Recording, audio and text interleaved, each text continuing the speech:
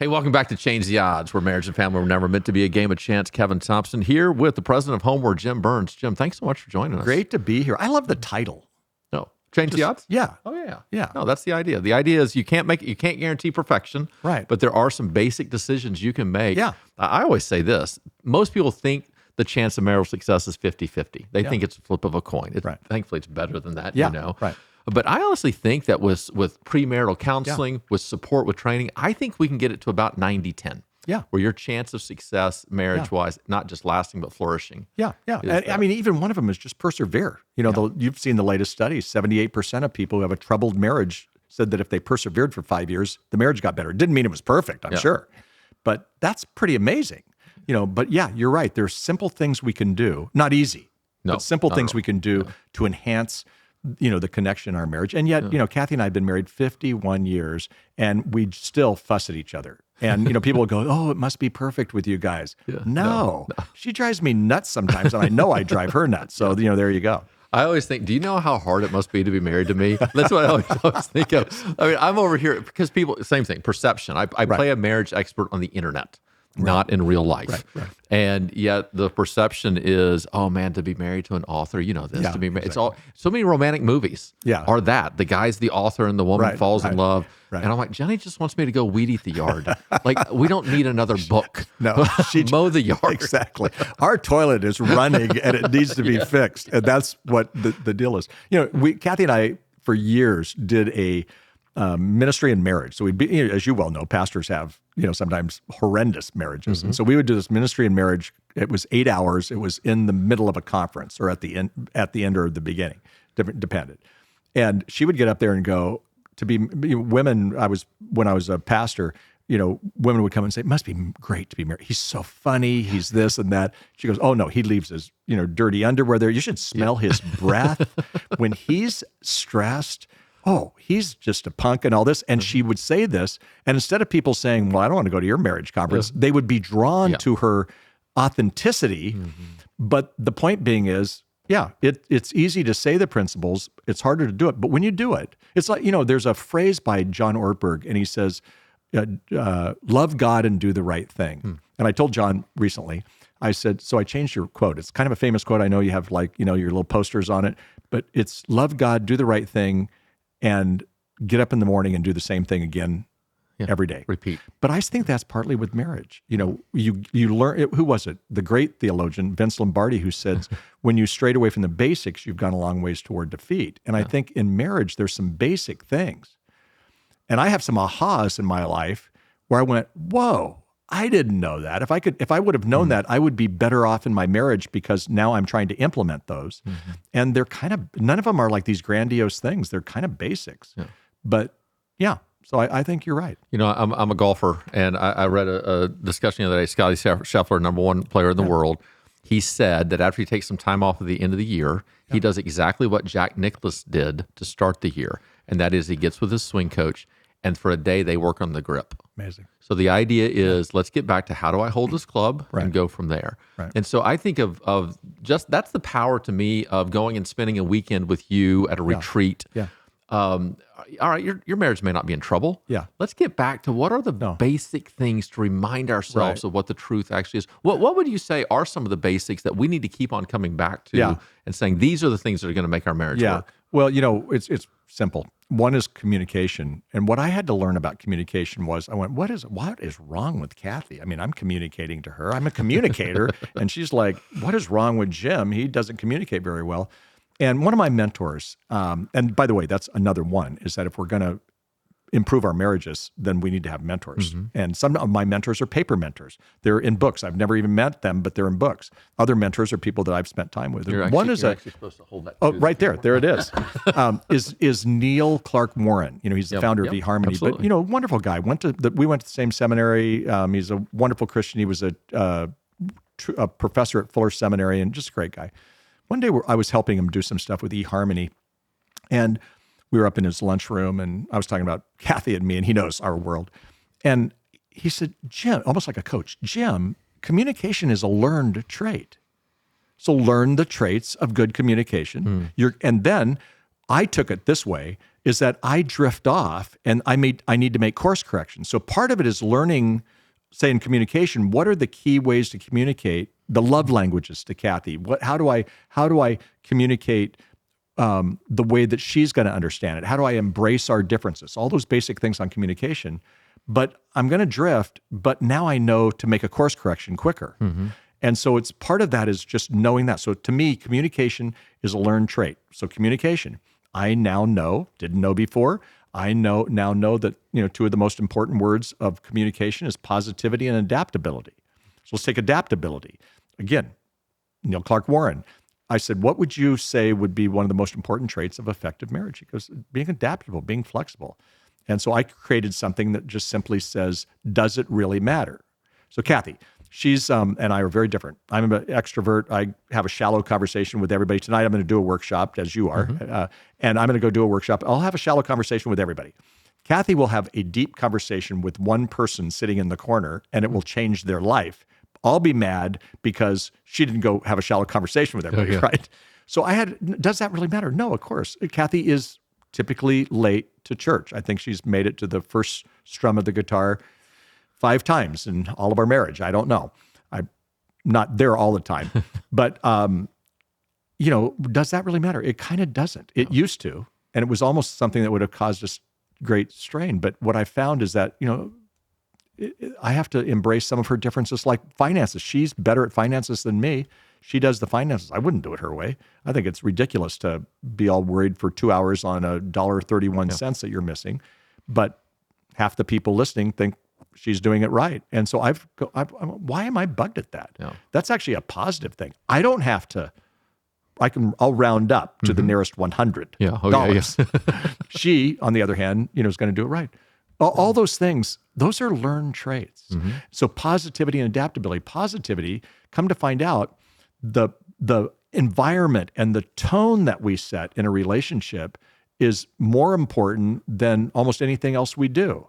So if I come in as grumpy Jim, or frankly, if Kathy comes in as, negative, Nancy, I'll call her, that's not going to go well. So if we're always being negative or whatever, but if I actually show positivity to her, it's everybody quotes John Gottman, but Gottman says, he calls it the magic ratio for every 1 negative interaction to 5 positive interactions. So sometimes I just go, how many positive or negative interactions have I done? And I have to review, and that goes back to it. That's good stuff that in terms back to the communication side. It might also be the idea of, I don't really want to say this negative thing right now because I don't have the energy to say the 5 positive things. Right. No, exactly. It's actually not worth it at this moment. No, exactly. And sometimes we have to, I have a friend that says, don't say everything you think. It's at a marriage conference, you'll always say, don't say everything you think. Sometimes I just have to go, that's not going to go well right now.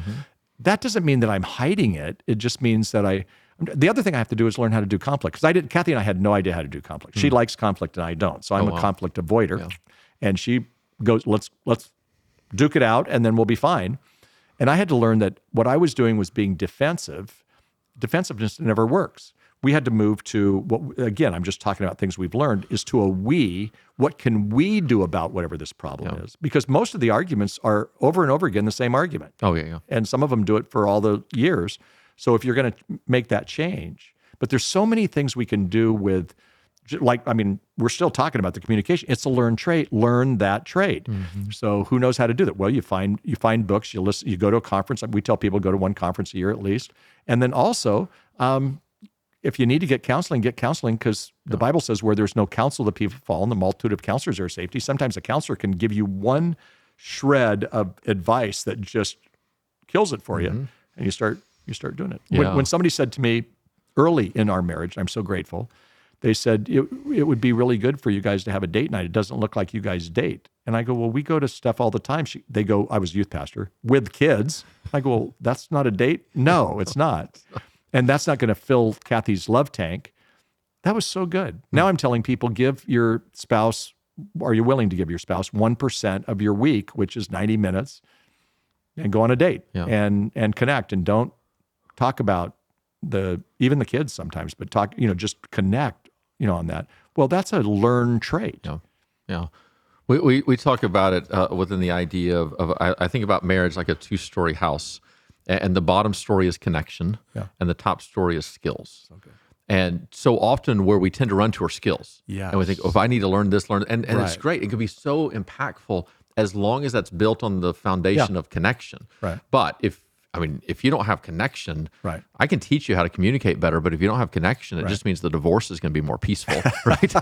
Great line. So true. So let's focus in on, I think two of the basics are, one, how can we better connect? Let's look at those things. And a retreat, a weekend away, just that alone many times can create that. And then marriage is a series of skills. Yeah. What are the skills that we now need to develop? It's amazing how if you can teach a couple how to handle their money better, how much stress that begins to take off, how conflict is a learned trait, how intimacy is actually a skill. We think it just comes naturally, but it's a skill that kicks in. What would you look at with it for you and Kathy? What's a skill that you're learning now at this stage in your life, 51 years in, that you weren't learning at year 5? Yeah. I'll tell you a quick story. Our daughter Heidi was babysitting at the time. So it's been a little while. And she comes home and she says, Scott and Anita are so great. They said that you and Mom are fun and funny. You were their youth pastors. What happened? You did. Yes. You have no, I wanted to say that so bad. It's so funny that you said that. You and I think the same way. But what I realized was, we're not that fun and funny as parents anymore. And you can't be always fun and funny. But I thought, you know what, Kathy and my mind went to, I don't have as much fun with Kathy, and that means I don't have as much connection. So what I think part of connection isn't sitting knee to knee and duking it out. You got to learn how to fight fair, and sometimes you do that. But connection is having serious fun with your spouse. So I've had to learn, and I'm learning this still, what does Kathy like to do? And there's some things Kathy likes to do. I'll just be honest with you, Kevin.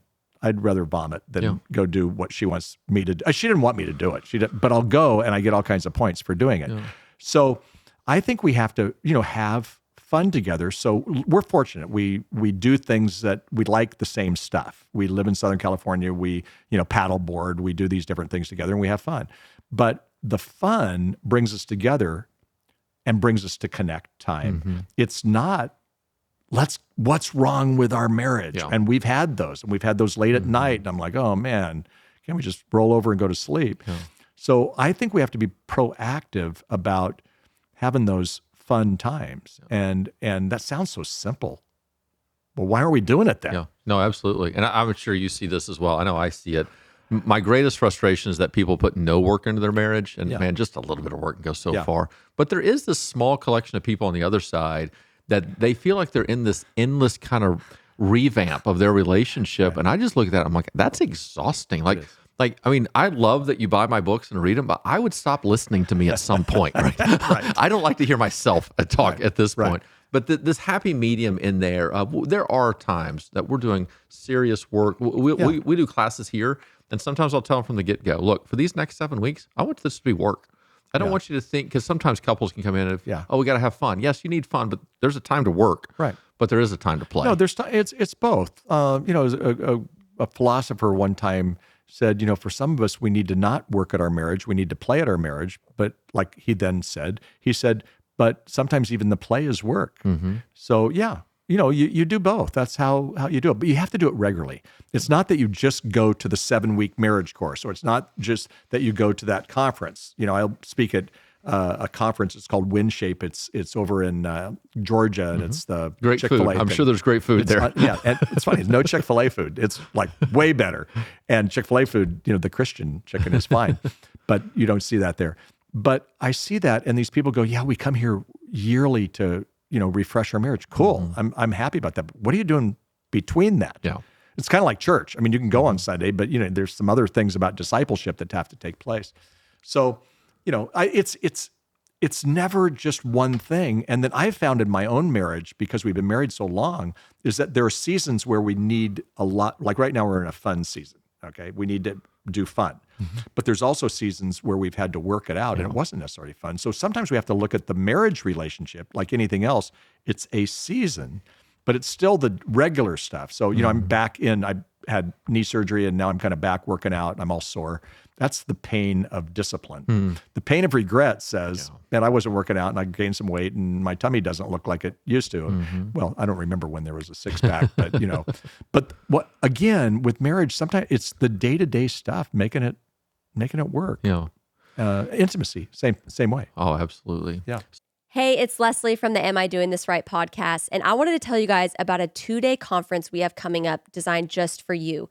Whether you're a leader in business, church, ministry, your family, really anywhere, this conference is designed for you to refuel you, encourage you, inspire you. It's a 2-day conference in Northern California where leaders descend from all over the world for a 2-day conference that is going to be incredible for your faith and for your leadership. So we don't want you to miss it. It's April 30th through May 1st. You can sign up today at thriveconference.org. We will see you there. So 51 years in, Jenny and I have been married 25 years. Speak life into me, right? I mean, this is, I would say, as sweet of a season as we've ever had. And we're just very fortunate for where we've navigated and where we are, all those kind of things. But at the same time, I'm keenly aware that there's a transition happening. Yeah. Right? I don't know with Ella having Down syndrome, she might end up back in the house. She might be on her own. Right. Our 17-year-old obviously will launch within the next few years. What are some things that Jenny and I need to be thinking about that maybe aren't even on our radar right now of how life is about to change and how can we best navigate our marriage in that season? Right, it's a great question. I can think of a couple things. One is when your kids get older, and even with Ella, that's going to happen a bit. When your kids get older and they have fresh experiences, follow their lead and you have fresh experiences. So now is the time to plan for the empty nest. And again, in your situation, and many people, they may not have the empty nest the way they thought it was going to be, but plan for it. Plan for it by saying, what are some of those new and fresh experiences? So Kathy and I made a dream list, and it wasn't just, it's funny, one of them was to go to Italy, and we did. It was awesome. But other ones were, what do we want to do in our relationship? What do we want to have? And it's crazy because we started talking about things. We wanted to do a Bible study together because that just was not us. I did my thing. She does her thing. She's taught a Bible study for 15 years. I'm not going to take that from her, but there were certain things we wanted to do together, and we put that down. It was on the dream list. That doesn't mean we had to do it that day. Yeah. She had a dream list for me, which was clean the clutter of the garage and do do all this. I'm like, oh gee, there's nothing dreamy or fun about that. But again, you create this. You start dreaming now that we're in the second half of life. Now that we're in the second half of our marriage. I mean, you guys at 25 years, we're way past the second half. Games are won in the second half, not in the first half. So, in doing that, what does it mean to finish well in your marriage? It's a great question. So Kathy and I didn't ask that question at 25. I wish we would have, because every anniversary we go away, we talk, we do the questions, what do we want to do? What do we want to see? All that. I mean, we're totally proactive that way. Some people would think that's boring. I love it. But we didn't ask that question. What do we want to finish? So we're catching up. What does finishing well for us look like? And in fact, one of them was to be really good grandparents together, to grandparent together. And we were watching the 2-year-old and the 5-year-old from one family. We had them for like 5 days. The kids were skiing, and we were so exhausted. and I'm trying to work and I'm doing things and I'm getting ready to go on a trip right after this. And then I go, well, we're just living our dream. And she's like, yeah, I'm exhausted living our dream. So the dream isn't always going to be good, but what does solid look like? I'm here in Sacramento with you, and Kathy's with me. She doesn't a lot of times travel with me, but she's here not to see me or even to hear me. She's here because her aunt and uncle live here. And so we had dinner with them last night, and they're coming tonight. And so she's saying, I need to invest in some of the family things, but I want you a part of that. Okay, we'll do it. Yeah. So we had a blast. Last night we had a blast. We went to a neat restaurant right here in Roseville, and it was fun. And I could have come up today, and it would have saved me a day of not driving up or flying up here. But you know what? I loved it because Kathy was so happy when she got out of the dinner to be with aunt and uncle. Oh, that's cool. Yeah. We feel it. When kids were little, I just didn't travel. I just wanted to be there with them. And Then they started getting to a point where they didn't care. So I started traveling, but Jenny had to be home. We're just now we were gone this weekend. We're just now getting this taste of what it's like to go together. Right. How much fun that is. No, it's cool. No, it's really cool. And yet for us, everybody's different. Like, now I thought we were going to have more of that. And then grandkids came and Kathy's like, wait, no, I'm watching she watches the grandkids Tuesday, Wednesday, and Thursday. She goes, I can't be gone on another Can't happen. Thursday. So you're going to have to do this one on your own. Yeah. Right. But I love that. But having times to do that we talked about it early on. Will there be a time when we start doing that? We did I speak in Guatemala quite a bit. And we did a thing where she came with me and she said, this was awesome. Well, that was part of our dream list, was for Kathy to go and experience some of the cultures that I speak in the Spanish world. And she had such a great time. But that meant if she had a great time, I was having a great time. Oh, yeah, absolutely. I think it's so important within that to recognize the season you're in and not rush it. You can grieve. Yeah. Man, I wish we could travel, but we can't. We're not quite there yet, but we're close. Exactly. And so we say, look, that day's likely coming. Yeah. And whenever we get there, we'll get there. Yeah. And even at 25 years, I think people have to start, and maybe even younger for some of the other listeners, but I think at 25 years, you even start saying, what is intimacy going to look like? Physical intimacy going to look like? What is romance going to look like? Because it's going to be different. Your libidos change, life changes, but what do you want to see out of it? Because again, those are topics we're not willing to talk about sometimes. Yeah. So when you're forced to talk about it because it's on the list, it's a lot easier if you just have kind of your list and you kind of go through that, as opposed to, you don't touch me anymore, or I don't get enough from you, or whatever it might be, to literally just, what is it going to look like in the second half? There was a great article in the New York Times probably about a year ago of romance in your 90s. And it took this couple that had been married 70 years. Wow. And they talked about what does intimacy look like, and how literally it was every Sunday he would shower and she would shower. And there were certain abilities he no longer had, and yet what it meant for them to be together. And it was this beautiful picture of how this idea, you know me, friend, partner, and lover, how the lover part does not go away. It might change what it looks like, but it's just as integral in every season of life. It's so key. And that's why you have to talk, because it sounds so unromantic to have conversations about it. But how cool that they do it every Sunday. And how funny is that? The idea of, if I talk about it, it will kill the romance, when in reality, not talking about it kills the romance. No, exactly. No. And if I would talk about initiation if a woman would say to a man at any stage, maybe tonight's the night. What's that guy going to think about all day? That's talking about it, but she's not going to keep thinking about it because she's got way too many things going on. She might have to remind herself. Exactly. Right. She's exhausted. But he's thinking about it. So that's what we need to do. We need to talk. Yeah. One of the big killers a lot of times in, like, just say intimacy or connection, is that we don't talk. Yeah. Should be a continuing conversation. No question. So I mean, you've written so much. We all have our things, though. I mean, basically, I can package friends, partners, and lovers in a million ways, but in the end, I'm going to come back to that. Yeah. If you had to summarize what you think is your contribution to marriage and the marriage world, and literally, I mean, one of the preeminent voices on that in the Christian world specifically, how would you basically narrow down marriage? It's basically these few things. Yeah. Well, I would go back to intimacy, because again, us guys, we think about intimacy and we think about physical intimacy. But I think one of the least developed areas of intimacy is spiritual intimacy. And so years ago, Kathy and I introduced to people what we called the closer concept, and it was spend 20 minutes a week in spiritual compatibility, spiritual intimacy.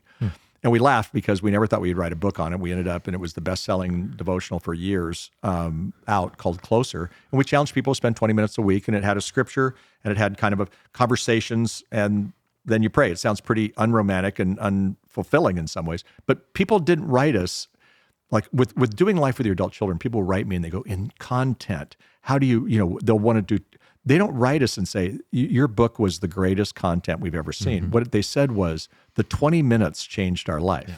See?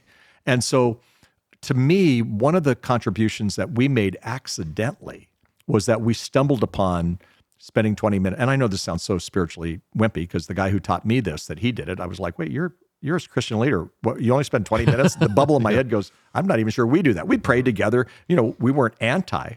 But when we started spending more time really working on the spiritual compatibility together, sometimes it looks boring. And sometimes it feels boring, I'll be honest with you. But doing it day in and day out regularly, So I think the spiritual intimacy, people never would think this, but because there's other things that I've done. Yeah. But the other thing would be, for me, it's more of the book. There was a book that we wrote, that I wrote with a friend of mine on the first few years of marriage, because I think that's so critical. Because they always talk about the 7-year itch. That was a movie by Marilyn Monroe. There's no research that, you have an itch in 7 years. You actually have the itch at 4 years. And that's research.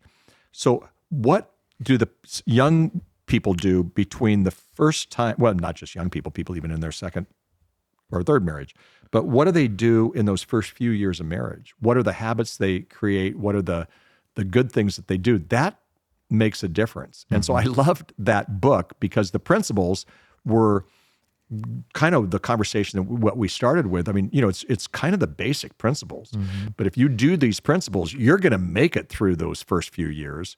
And when the baby comes along, because 69% of men say that their marital satisfaction went down, 48% of women say that their marital satisfaction, nobody wants to, well, let's don't have babies then, but you got to work through that.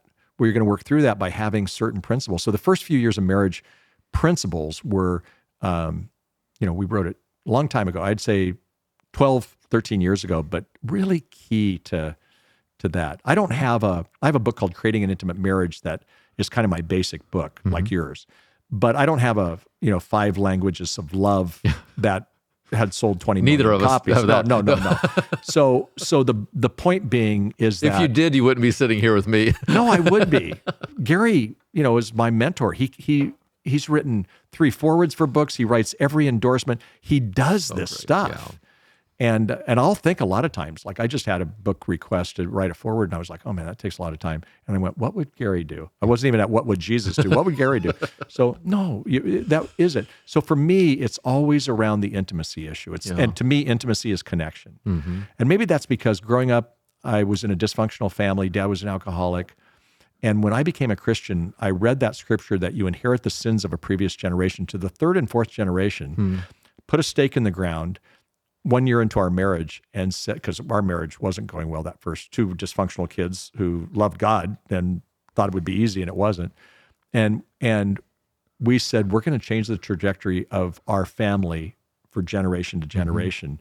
And I think that's happened. Yeah. So I want to give people hope that they can do the same thing.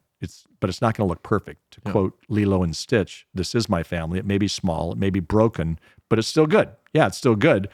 That's more what I want. I want to create family relationships and give people positive hope that they can work through this. And yeah, it's not going to be perfect, but it can be good. Yeah. Well, what I love about the early years of marriage, and here's the thing, let's face it, if you're listening and you're like, man, we didn't do that work early in our marriage. Well, if you stay married, this is the early years of your marriage, right? Yeah. But what I love about that is several things. One, couples are learning how to grow. Right. And if you can learn how to grow, you can overcome anything. Yep. And then you have the idea of skill stacking, which is you learn one skill, suddenly that opens the door to new skills that you can learn.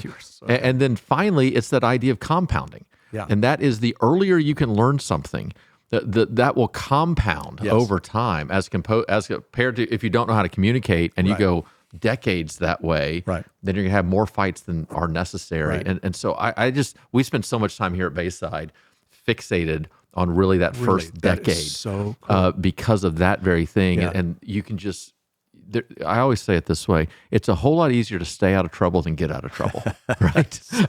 And so that's a great Southern term. No, I don't know if it's Southern, but it sounds Southern. It's my golf philosophy. Yeah. It's a whole lot easier to hit it away from the hazard than to have to get up and down from the hazard. And so the same thing is true That's mine marriage. For miniature golf too, okay? Because that's where I'm at right now, miniature golf. I stay away from the hazard. What do you think, Jim, what do you think is something that is grossly overlooked in this generation of marriage that really is having a negative impact and people probably don't even recognize? Media, our phone. I have a friend that says, treat your spouse like you treat your cell phone and, you'll be good. And then he, kind of talks about it. But I think some of the media, I think we're way too tied into our phones. I think we're way too, we spend so much time on that kind of thing. The other side that I would say we may not talk enough about, and I get this because I'm in some of the trauma fields, but is the amount of people who are connected to porn.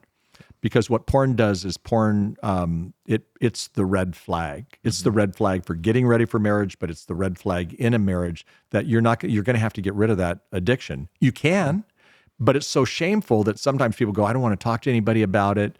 And really there is help, and there's a process, and there's a process to work through that. But if a person thinks that they can have a good marriage and be involved in porn, so I moved from phone to porn. I'm not putting both together. Well, you could. But they're connected, no doubt. But I think that's one of the bigger issues that are kind of the silence. If we were here at church on a Saturday or a Sunday, we're looking out at the people, the amount of people that are struggling with that issue, and they're running through their relationship with God through that issue. They're running through their relationships with that issue, their kids. And so there's so much pain and shame with that. So I think that's one of the things that's overlooked instead of just facing it. Yeah. We had, I don't know if you know Jay Stringer, but a great expert within this field. He's been on the podcast, God and Shame is the podcast. We had him here for a marriage night, and I didn't tell anybody what his expertise was. I just said, hey, it's going to really impact your intimacy. So all these people showed up, and then of course Jay gets up and talks for 2 hours about pornography. And some people wanted to shoot me afterwards, but I knew if I said it, the very people that needed it might not show up. No. But it's such an issue. And the people who didn't need it would go, they all needed that. But the people who didn't would go, oh, well, that's not our issue, what it could be. No, that's exactly right. But it is an issue where there's answers that are out there. Let's conclude this way. I'm so grateful for your time. You've been doing this now 40 years. Yeah. What is it that today, in this culture where marriage can come across as so broken, so difficult, what is it that gives you hope within the field of marriage today, and what does that cause you to get up every morning and keep on doing this with the joy that you do? Well, I mentioned that millennials kind of meander toward marriage, they meander toward responsibility, things like that. But the number one thing that millennials, all studies show this, that the number one thing they want once they get married, which is probably in their 30s, most of them, but once they get married, they want a good marriage and they want to be good parents. That's amazing. So where I have a lot of hope right now is that in a generation that we've kind of poo-pooed them because they're not coming to church as much and other things. Wait, they want to be, they want a good marriage and they want to have be good parents. I'm not sure that was maybe innately a part of Kathy's and mine, but we weren't verbalizing it like, in our generation, like this generation. So that absolutely excites me that this next generation of people are that focused on marriage. Now, again, they're not getting their content the same. They're not going to the big time marriage conferences and things. Some will, but what they're doing is they're working on their marriage on a regular basis. Yay for them. And I think, we talked about men earlier in terms of like a Promise Keepers thing. I think men are stepping up. They just don't know how. So every man needs their mentors to, and there are mentors out there. They've got to find mentors who can help them. But that's a pretty exciting thing, Kevin. Yeah, no, that's pretty cool. HomeWord.com. HomeWord.com is the place to find you, obviously all over Amazon. Jim, thank you so much for who you are, for what you do. Here's what this is what heaven's going to be like to an extent.